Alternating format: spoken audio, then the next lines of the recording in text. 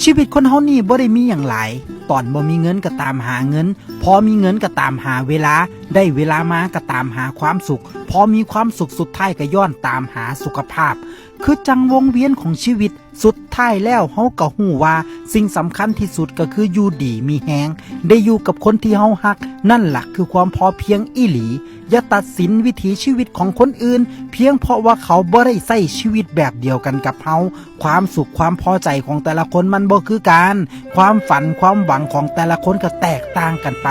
บางคนเลือกสิเฮ็ดนาเฮ็ดสวนก็บ่ได้แปลว่าชีวิตเขาสิล่มเหลวจนบ่มีทางเลือกแต่เป็นเพราะว่าเขาเลือกดีแล้วเลือกที่สิเป็นนายเจ้าของชีวิตบ่ต้องขึ้นอยู่กับผู้ใด